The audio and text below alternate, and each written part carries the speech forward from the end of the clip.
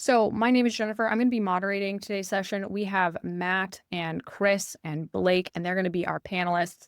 We're going to be talking today about the top tech challenges for K-12 tech leaders in 2026. So K-12 IT teams, we're entering the new year, the year of the fire horse, if anybody is into that. We're facing rapid change, tighter budgets, and rising expectations from every corner of the district. It's a trifecta of challenges for IT to navigate. And we want to talk today about what those challenges are and how to make things go smoother for the rest of the school year and then the coming school year. So who do we have here? So we have Chris.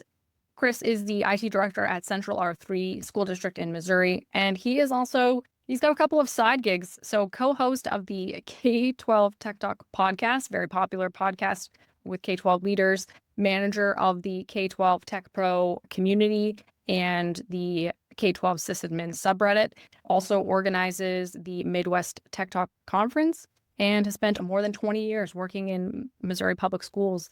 Chris, thank you so much for being here. We're really excited to be chatting with you today. Yeah, that's a lot, and it makes me feel old too. So thank you. Oh, okay, you're welcome. Matt is the system administrator at Central R3, so Matt and Chris work together. He has over 11 years experience in K-12 technology, and he's also an esports head coach and has been doing that for over 6 years. So Matt, thank you so much for being here. Yep, We're excited to have you and your opinion. Yep, thank you. And then last but not least, we have Blake. He's a senior account executive with Rise Vision, so expert on how Rise Vision helps schools consolidate communication and make their job a lot easier. He's also a Brazilian Jiu-Jitsu champion and a yo-yo master, and just next door in Kansas from Missouri. So let's get into it. I'm going to do a brief overview of Rise Vision. If you don't know who we are, you're here. We're really happy to have you. So Rise Vision is the all-in-one platform that brings digital signage, screen sharing, and emergency alerts together. Our ultimate goal is to make communicating with your audience easier and sharing important information like emergency alerts instant and also super easy. First topic of conversation is looking ahead. So as we look ahead into 2026, what are the biggest pressures that you're seeing districts face from an IT perspective? I'm also going to drop this question in the chat. So while Chris and Blake and Matt are sharing their opinion, everybody in the webinar, you can drop in the chat what is currently your biggest challenge, or what's your current tech communication challenge in your district. So Chris, why don't we get started with you? What are you seeing as the biggest pressures from an IT perspective?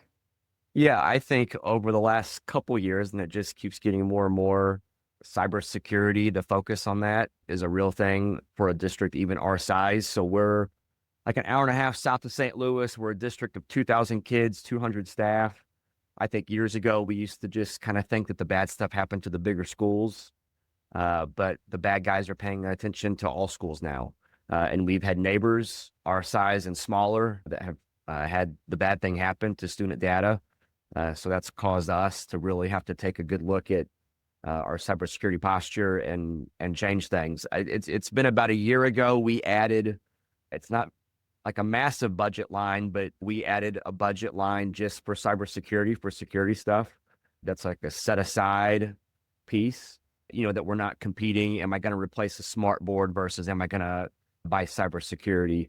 So cybersecurity is becoming important things to us. We're doing some different EDR and have a SOC that watches us now. So cybersecurity being a focus, but then funding challenges absolutely happening.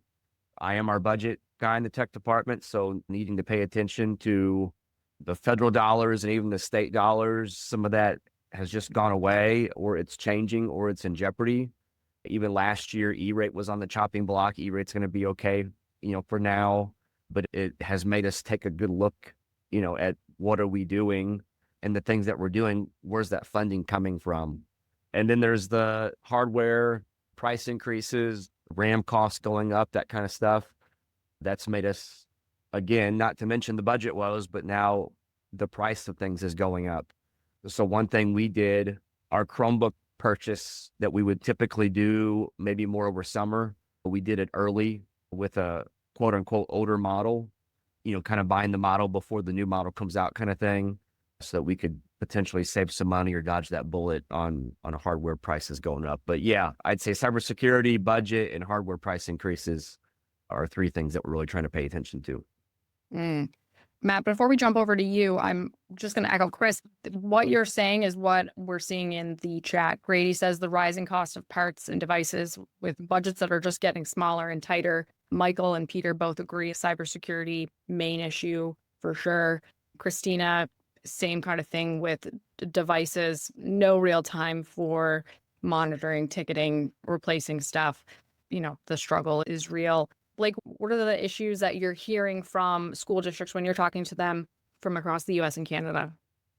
Yeah, so that's really interesting that you bring that up. I manage a really large region here at Rise Vision. I've got 23 states and territories in Canada, and some very, very common things. There's a lot of commonality between school districts, even, one up in Saskatchewan and Hawaii. They share a lot of common complaints and common issues. And I'd say the main one is a fragmentation of their communication systems.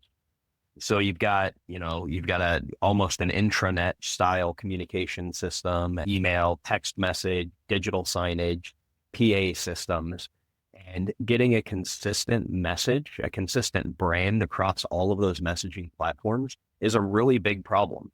So I'm seeing more and more the move to consolidate those through different tools and using a single tool to manage communication across all channel platforms.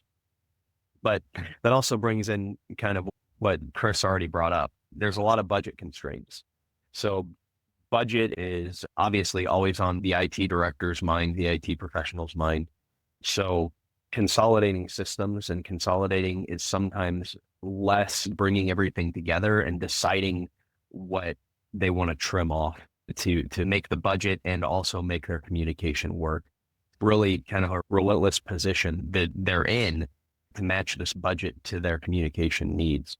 And then there's a lot of move toward consolidation, like I said, kind of trimming the fat off of communication and seeing where they can really budget better and make consolidation efforts work for them to spread their, not really sacrifice spreading their message and their district's brand, but make it better and save some budget overall in a grand scheme of things. Mm-hmm. Well, Blake, I didn't really think that we would be comparing Saskatchewan with Hawaii, but here we are. But their needs are the same when it comes to communication. They're struggling with budget the same way.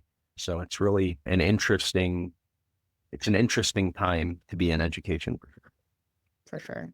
All right, Matt, over to you. What are some of the realities of these issues at your school district? So really feeding off of Chris and Blake, I mean, we just implemented this school year. We had staff members just using apps and any websites that they wanted to all over the place. So we went through a pre-vetted model. We have a trimmed down list of, the 200 apps that we allow in our district or what we want staff to use or implement in their classrooms, and getting that list, actually using it actually helped trim down some of the support that we were doing that we had no idea that these staff members were being used in classrooms. I mean, to have to support over 1,000 apps versus 200, it really trimmed down on that support work. So that's some of the big things we did this year, and just some small things like that. We have a ticketing system. I mean, talking about budgeting. So we have to have, if there's a ticket on it, that kind of tells us that, hey, this smart board that costs, $2,000 to fix, we need to hear about it multiple times before we actually spend $2,000 on something that we know that it actually is broken. We've exhausted all of our options and we feel good to spend that money on that. I think having a consolidated list of approved or IT approved apps for the district, that also really saves on your subscription costs because you're able to, instead of having each person have an individual subscription, you have a group plan. Yep. Yeah. Having a building wide subscription versus just a few licenses. I mean, that helps. For sure. I wonder, anybody in the audience, do you have the same kind of thing? Have you consolidated the approved subscriptions or approved apps that you're allowing your school to use? That would be interesting to hear about. All right. So, Chris, you touched on cybersecurity and the realities for K-12. It's not just big school districts who are getting, having phishing attempts and having other attacks. So it's a top concern for districts. What are the trends or threats that you're seeing emerge that we, maybe in 2025 and now into 2026, what are the cybersecurity hackers? What are they trying to do? Yeah, and this has been talked about, the quick plug for K12 Tech Pro. If you're a K12 Tech and you're not on there, join us. You can fill out the form, click subscription at the end to get on for free. But just this week, and in particular, even in our area, again, out around St. Louis, had a lot of small school districts fall for a phish, and we were spamming each other. You come back from a break, you get one person that isn't thinking all the way through why they're clicking on a particular thing, and then that's when the bad thing's going to happen. So again, those attempts, we used to think, man, that's just happening to those big schools, but it's not anymore. It's happening to the small schools, and it's not just happening to the adults anymore. The bad guys are going after the student email accounts just the same. So that's a real thing that we need to pay attention to, which, I could talk all day about the importance of MFA. If you don't have that for your staff, you need to.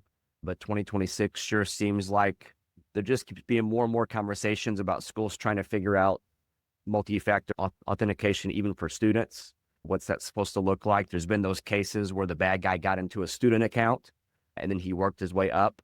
He sent an email from the student account to a teacher. The teacher's more likely to click on that link because it came from a student account. We didn't used to talk about student accounts as much and needing extra layers of security, and that just keeps becoming this new topic that just keeps coming up. And then training, continuous training with faculty and staff. But again, I didn't used to talk about cybersecurity training for our students, but that's becoming a thing in schools now too, where we're all users, whether it's an elementary student or a high school student or the superintendent. So we need to just be paying attention to cybersecurity all the way around with all of our users.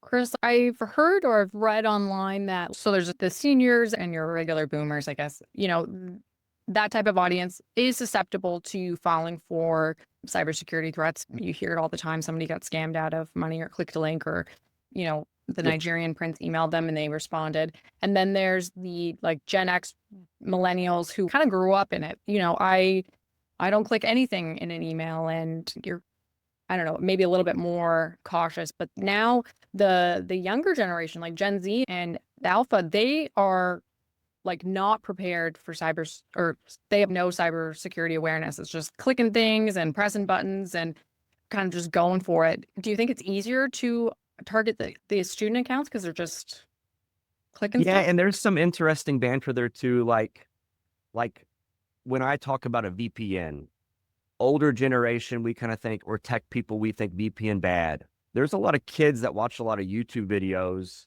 where there's a VPN ad at the beginning, and it's being used to circumvent, make sure your government can't watch you or that kind of stuff. So kids are kind of being raised up to utilize particular kinds of technology with a different way of thinking about it than older generation used to. But again, you're compromising yourself. And we've bantered about, whose responsibility is that? A school might say, well, that's the parent's responsibility to teach the kid good internet safety. The school has some responsibility there, of course, too, but it needs to be a partnership, just like, pretty much everything with a student in school. Yeah, it starts at home for sure. Yeah.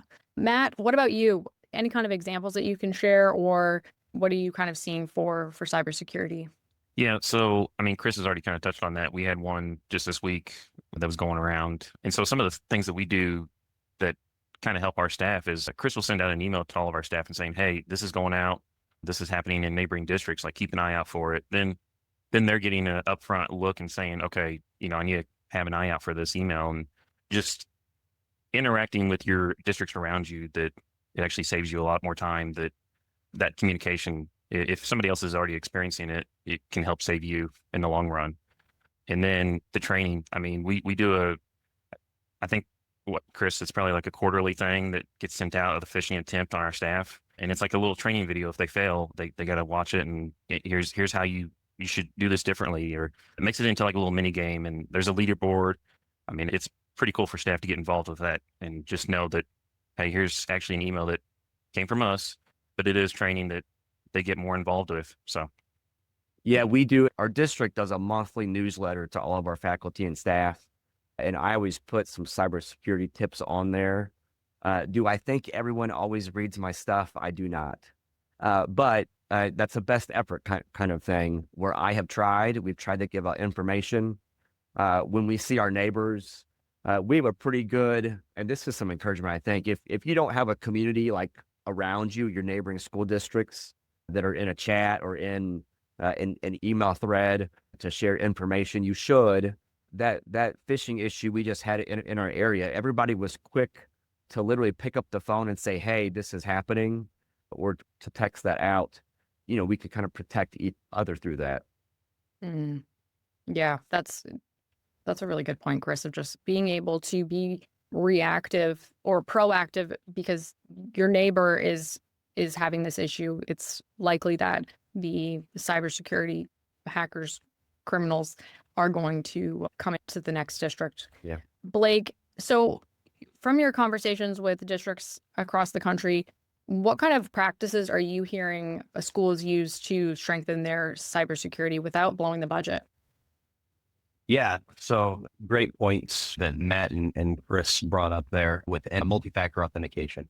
That's usually the starting point, choosing tools that support multi-factor authentication, choosing tools that support single sign-on to make onboarding and offboarding users, whether it's, teachers or students that are being onboarded into email. Single sign-on is going to help with that entire project. And that's what school districts I'm talking to are wanting more and more of. More single sign-on, more multi-factor authentication.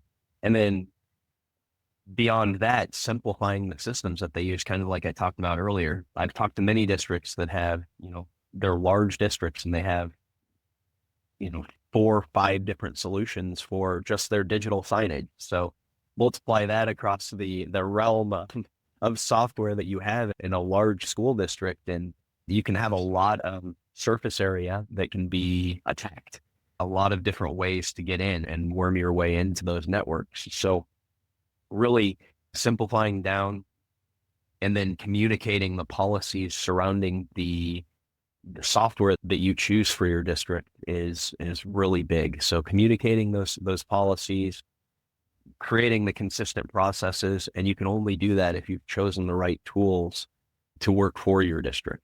So yeah, that's some of the really big ones that I've learned from the districts that I've worked with, but there's tons of affordable ways to improve visibility as well. Again, through communication, that's probably the number one way, whether it's like Chris just said, through emails that you're not super sure are getting read, or through digital signage, through intranet, through text messaging. There's a bunch of different ways to do it, but really getting your policies across and making sure they're read is probably one of the top ways of protecting yourself. Mm. Blake, I'll plug this real quick. So we use Rise Vision in all of our buildings across the district, and October is Cybersecurity Awareness Month. And there's always a slide that goes on the TVs for all of our students to see, and it talks about, cybersecurity presence, like just making that known and that communicating it to the students at that level. So it's nice to have. Yeah, I appreciate that. So I was speaking with another customer, and they were using an intranet solution for their deskless employees. And they found that those deskless employees that had to log into intranet on their phone, of the entire company, only 2% ever logged in to look at the content that was being shared on the intranet. So that's why they came and looked for digital signage, because it was something that's up. You look up there for your weather, and you're going to see other important notices as well. So yeah, I appreciate that, Matt. Edwin was talking about struggles with MFA and students. I made a note. We'll talk about that at the question period, but I do want to get your opinion, Chris and Matt, about MFAs for students. So talking about devices, some schools have a one-to-one program, some schools don't, but there's more devices out there than ever. What challenges do IT teams, what are they facing when the fleet of devices is growing faster than they can handle? And I'm going to put this question in the chat for the audience. I want to know, how many devices does your team currently manage in total or per technician? I talked to a school a little while ago, and Brian was in charge of over 20,000 devices. That's a crazy number. But Matt, what challenges are you seeing for just the management of devices? Yeah, so we're 1-to-1 K through 12. All of our students have Chromebooks. All of our staff have Windows laptops. So it is a challenge. I mean, we have a 4-year rotation plan. We have 4 buildings, so that kind of helps out with our budget, that we know each year this building is going to get replaced with their Windows laptops. But that means also that we're always in a deployment mode. We're never able to just sit and rest. So because of that, we're always in deployment mode. We also have just different hardware that's always out there. And we've landed on that 4-year rotation because we do see that at that 4th year, that device is, you're seeing the age of the device. It starts to struggle, and the price of repairing it versus just the new price of getting the device, it kind of outweighs it. So do you keep the devices running as long as you can, or do you just buy the new device and just keep replacing?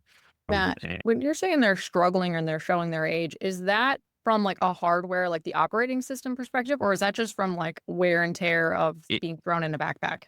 Both. I'd probably lean more on the wear and tear. I mean, not even just with students, but staff as well. I mean, those things are hauled all over the place. When they go to conferences, they can take them with them. So it is more of a hardware and a wear and tear too. Something we have with our Chromebooks too. I mean, we do a white glove service, and that kind of helps us get our Chromebooks prepped for the next rotation on those.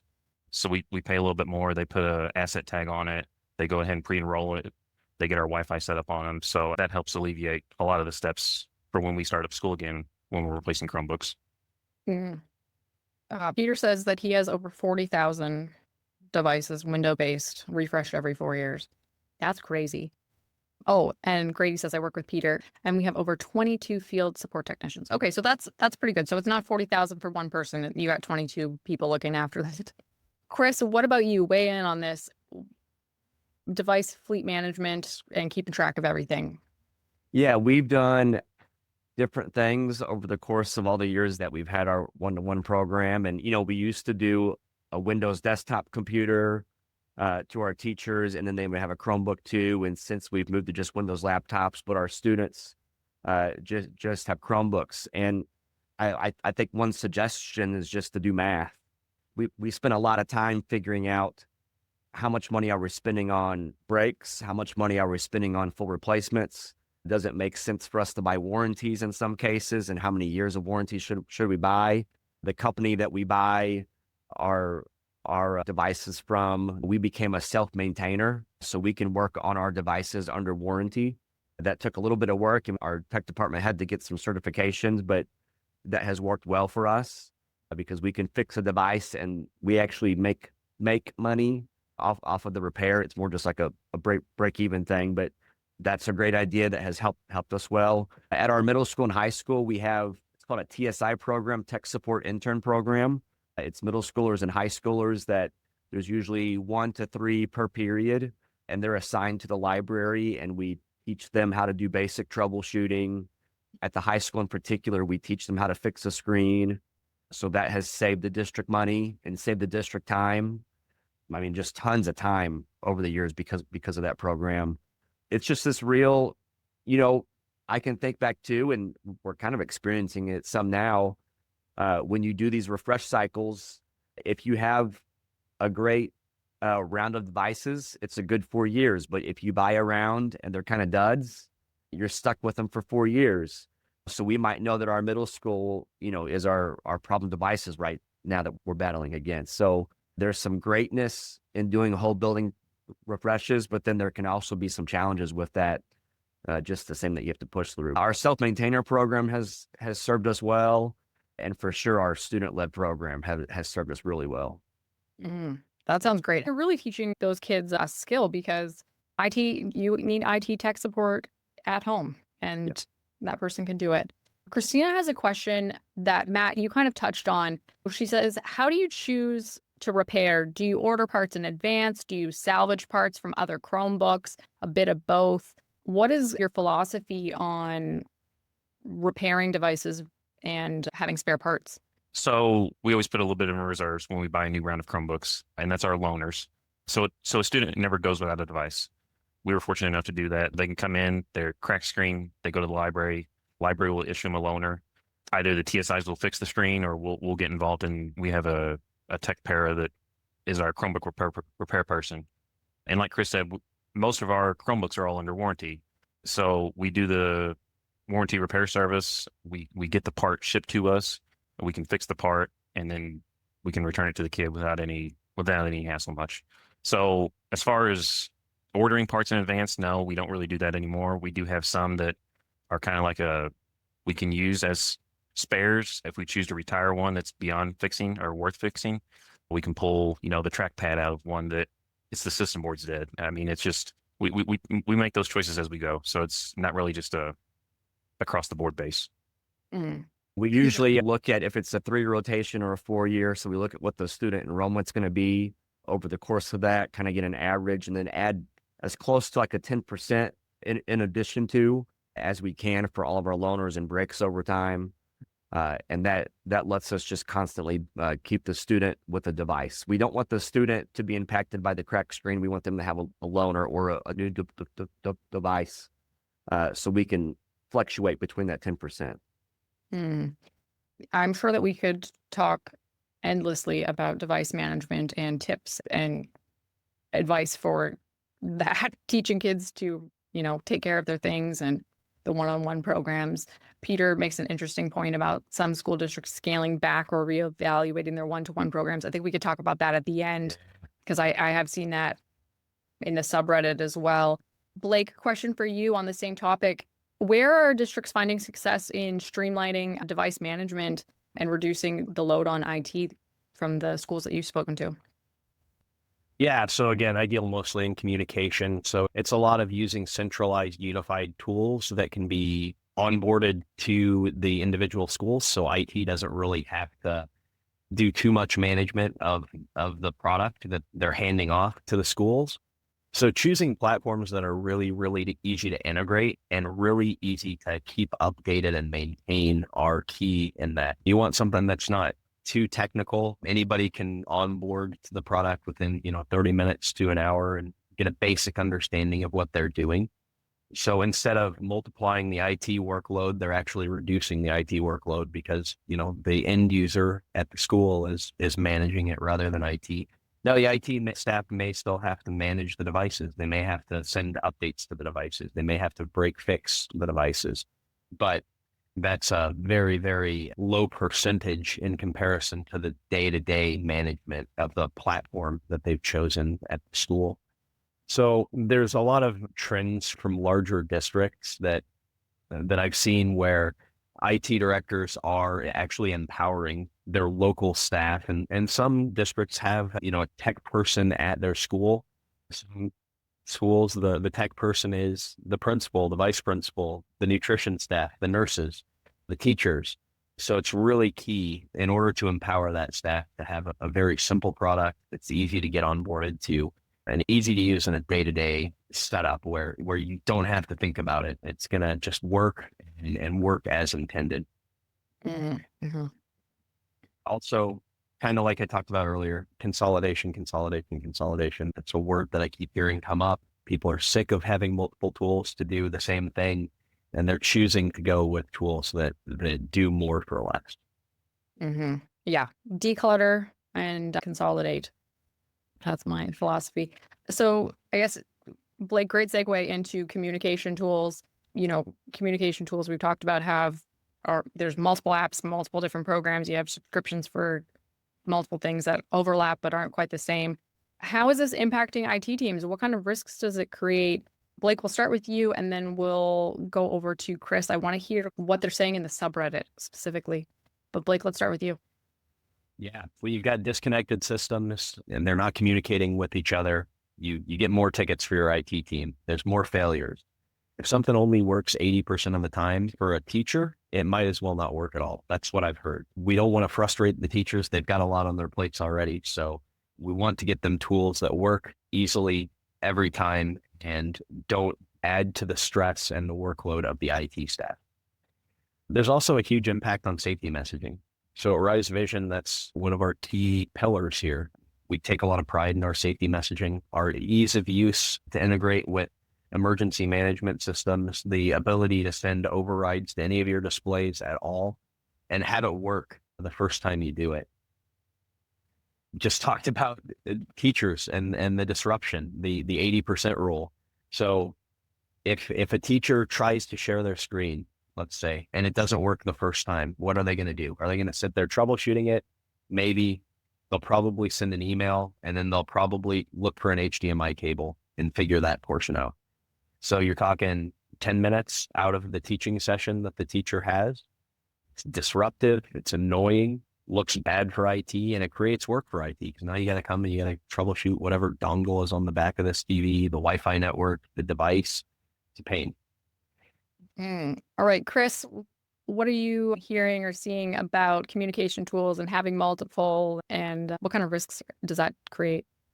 Yeah, and I think it just ties back into the beginning thing we said about the budget woes that we're experiencing. A lot of us, a lot of school districts got really used to having money available, and we had this solution for this thing, and this solution for this thing, and this solution for this thing, and then even to the point that some of these systems, they could actually do some of the other things.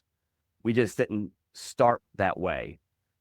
So you're seeing a lot of schools try to figure out how they can consolidate tools. And then I think the flip of that is K-12 techs, we often are asked to fix a problem without a budget. The whole, grab some duct tape and see what you can come up with things. So a lot of tech tools were done on the cheap or done with some kind of free app or free something. And then that tool grows or it becomes more of a thing that is relied upon. And then that free, cheap solution is not so good anymore. Matt and I have had banter in our office before about things that we did a particular way. Maybe we used a Google form to satisfy a particular problem we were having when really it should have been, a particular app or a particular website that we were paying a subscription for. And even, again, I know this whole thing is a Rise Vision thing, but not necessarily a Rise Vision plug, but we were doing the Chrome sign builder stuff and just kind of doing some rigged up devices, and we started having issues with that part. So it starts to make more sense when I mentioned doing math on devices. When you start doing math on how much time you're spending to support something, that's when you can really evaluate, okay, maybe this makes sense to consolidate or to pick, Rise Vision as a solution as opposed to a lot of rigged up stuff. Yeah. Like, I'm sure you hear this all the time, but I hear it all the time in marketing, talking to schools is, they're using a free system like Chrome Sign Builder, or they've rigged up, some Raspberry Pis and some other a USB stick and very jerry-rigged systems. And those don't scale necessarily very well. So it can create a lot of problems. Just absolutely not efficient. Not just the creation of problems long term, but it's hard to manage them. So if IT comes in with this solution that, we unplug this USB stick and then you create a PowerPoint and then load it on the USB stick and then go stick it on the TV. Every time you want to update it, what if you need to update it 3 times in a day? Like, it's just not sustainable. So Chris, never apologize for talking good about Rise Vision. I appreciate it. Thank you very much. Matt, so Chris did say you guys were using Chrome Sign Builder. You switched to Rise Vision. What improvements have you seen when communication tools are streamlined and aren't necessarily just the free version? Yeah, no, absolutely. And I mean, Blake just said that as well. I mean, the fact that if we need to make an update to it, it was me that was actually going out to the devices and, plugging a stick in or having to manually update the Chrome Sign Builders all the time. That's gone now. We have users that are assigned to the TVs at each of our buildings. They can get into Rise. They can make the update right then and there. They can push it out, and it's live. I mean, there's no waiting time or nothing like that. It's as it needs to go out. It's out there for the staff to see in the hallways and students to see in the hallways. So it's really helpful for that. That's good.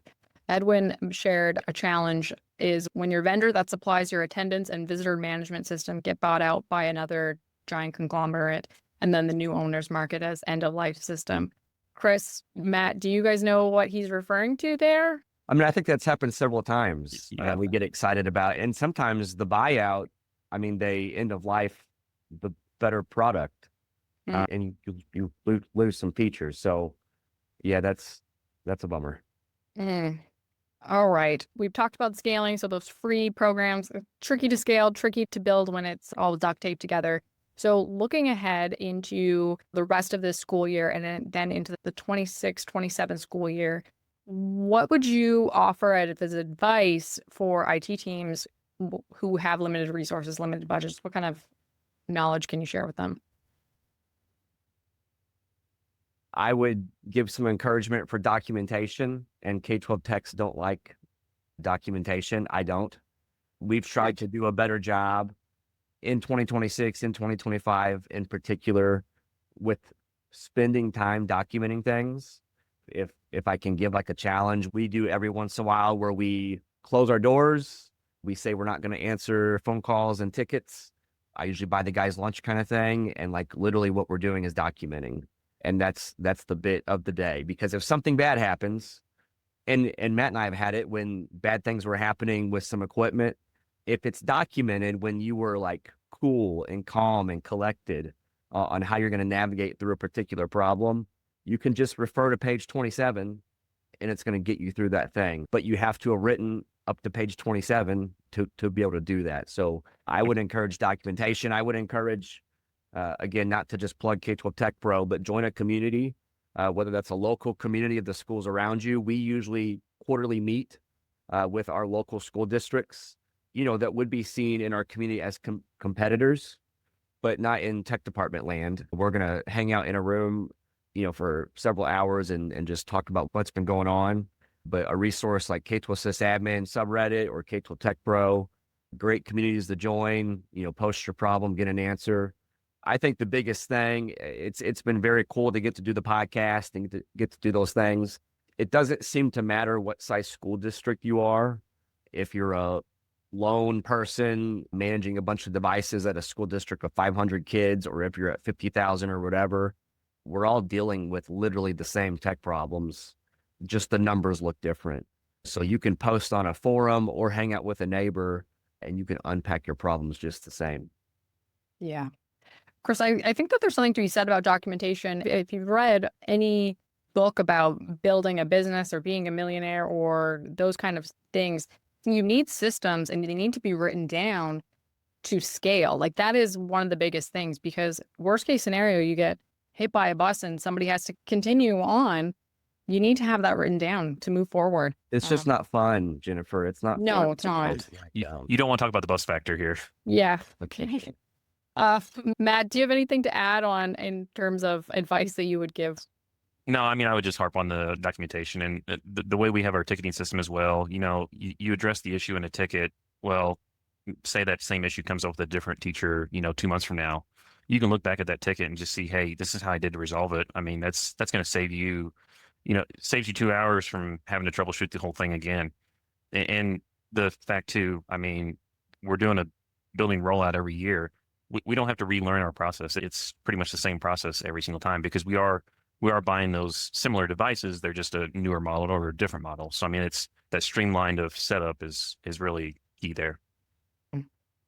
Okay. We have 13 minutes left, so I wanted to kick off the Q&A. So if you have any questions or you have any, I guess, challenges that you're working through right now, this is a great time to put them in the chat, because we do have some experts here who can share. But I want to go back to Edwin's comment about for students. So we were talking about cybersecurity and, that attackers are going now into student email and trying to get their way in that way. So Edwin says, MFA works with staff and faculty, but with students, it's much more difficult since we ban student phones. So we're trying to figure out alternatives. Has your school district, have you banned cell phones from students? Yeah, so we're in Missouri. So Missouri passed a law. It's like bell to bell that student cell phones can't be out, kind of thing. And that's what a lot of states are doing. Yeah. So then in that situation where students don't have their phone on them or can't have their phone out, how are you handling MFA for them? I would say for us, we're still working through things, but solutions that are out there, and not to plug particular ones hard, but you can get into solutions that do like a password with a QR code, or a QR code with, it has like the elementary kid picks like purple elephant. And that's a form of multi-factor. So they're picking a picture that they know with a QR code, that kind of bit. And then, so there's like our colleges in Missouri, like we have kids that are doing dual credit. So they're actually using our district issued Chromebook to do college work. And they typically, need that access. There is a Chrome extension that does like MFA within the extension. So it could give you that code that you need. That gets debated some with K-12 techs, because if you're sitting on a device that can give you the same code, and what if you're already compromised, it's kind of a circle thing. But we've seen a lot of schools looking into that extension as the answer, since they can't have their cell phone out. It's hard, and it's going to look different, I think, from school to school, and what your school culture is going to be like, even from elementary compared to a secondary student, what that's going to look like. A secondary kid probably more apt to handle a password. Maybe secondary is password with the extension, or password with a QR code, with their student ID. Maybe elementary is the whole purple elephant QR code thing. Clever, ClassLink, there's some others that offer paid solutions for that. That Chromebook extension, I don't remember the name right now, but that's gotten some traction. I think, I know for me, I like the single sign-on. I don't want to remember all of the passwords, and having some sort of password management tool on my phone, on my computer, great, because I can't remember any password ever. Peter was talking earlier, when we were talking about device management and just the struggles that go with that, is that some schools are scaling back their one-to-one programs. I've seen that in the subreddit, a couple of conversations about pedaling that back due to high costs, device damage, also to reduce the amount of time that kids are on their screens. I'm really grateful that I grew up in a time where we did not have a laptop in the classroom. So what are your thoughts on that? Matt, have you guys ever talked about scaling back your one-to-one program, or do you think it will spread, or what do you think? It's going to be hard to say. Speaking of Missouri, there is a bill that's out there they're talking about, that they're looking at screen time limits. And if that does come through, I mean, we will have to look at that seriously. But as of right now, we've kind of gotten into that culture where we're one-to-one. And even so, say our kindergarten, I mean, they're not using their device 8 hours a day. So, but just to have the device available for the kid to have, I mean, that's more what we're there for. So as far as pulling back, not right now, we're not. No. All right. When we were talking also about device management, Anastasia mentioned that they have 100,000 devices. So this is in Ontario and Toronto, which, again, crazy number. But she had also said that the device cycles, it was supposed to be 4 years. They're going on 7 years. Any comment about that, about like when your device management cycle goes way longer than you think it should, or longer than you had planned? I think there's different ways you can attack that. There's a lot of schools that will look into leasing, so that they have a dead set expiration date. And you can kind of, if you can get your administration to lean into that, how many years and how many buckets of money you're going to have before that lease is up, and you get to get rid of those devices. We do leasing a lot, and that lets us for sure get rid of our devices at the end of the 4 years. But we had a year where something happened and we had to keep a device for 5 years. And again, you feel it during that 5th year. I think I go back to my point of, and I'm sure you're already doing this with the math. We can look back and use that example of year 5 and how much money we were spending because we tried to get another year out of it. But man, we were really spending out the money on keyboard failures and screen failures. I think that's something that you can look at. The hard conversation is when a tech says, no, we can't do this. No, we cannot use these devices for another year. That's a hard conversation to have with administration, when it hit year 6 or year 7 and you're still working with these devices. But, at some point that just has to come up that these things are not sustainable. A Chromebook was not meant for all those years, especially if you put it in a middle schooler's backpack that he's throwing around kind of thing. Mm-hmm. Yeah, that device had no idea what was coming towards it. No idea what kind of life it was going to live. Blake, I skipped you when we were talking about advice for IT teams going into the next year with limited resources. But do you have anything on the topic, anything that you've heard from other schools that you think would be relevant for this group? Yeah, consolidation. It's the motto right now. It's what a lot of, especially smaller school districts, are doing. Do more with less, not less with more. Sorry. It's probably what they're already currently doing, but do more with less, leaning on partners that you know and trust, vendors where possible, and service providers to bring you the best pricing and bring you the best product that's going to fit your needs. And then always taking small steps. You don't have to start out with a full district rollout. You can do a proof of concept at one school, and that's okay. That's a great way to start. And, most vendors, most partners will work with you on that and see it through to the conclusion. So those are some things that lead to success stories that I've seen. I'm sure there's more, but that's what comes top of mind. Awesome. And Jennifer, I'll chime in real quick on what Blake just said. I mean, we did that with Rise. We started that at our high school location just to make sure that we were able to deploy it easily enough. And sure enough, I mean, we were. So from there, we scaled it out to the rest of our buildings. So start small. I mean, you don't have to do your entire district all at one time. So that is key. Yeah, very key. Well, not a shameless plug, but if you are interested in learning more about Rise Vision, you can schedule a demo or start a free trial. You get 14 days free. But Blake would love to give you a demo if you have any questions about digital signage, screen sharing, emergency alerts. Chris, I think that this is a great conversation that should have been in the subreddit, is that nail polish will destroy a keyboard and it melts plastic. Do you want to talk about where people can connect? Yeah, for sure. The K12 sysadmin subreddit. And again, K12 Tech Pro, and we have, it's called like K12 Tech Gore. It's a little section and you can post like one of the times Blake was talking earlier, there was that picture of that networking wall with all the nasty cables. People will post their damaged Chromebook. You can have some fun talking to your peers and showing how bad you have it. And someone can usually top you on there too. So yeah, join us on K12 Tech Pro. K12 Tech Pro is a vetted private community. It's literally just K12 Techs on there. We don't let middle schoolers on there. Or Rise Vision for the matter. They're not allowed to be on there. It's just K12 Techs, so it's just techs hanging out with techs. The K12 sysadmin subreddit is public. It's great, but everyone can see that. And look at that. All right. Well, thank you so much for being here, Chris. Matt, thank you so much for coming in and sharing your perspective. Blake, it's always great to have you on here as well. Thanks to everybody who came and spent their lunch hour or part of their Wednesday with us.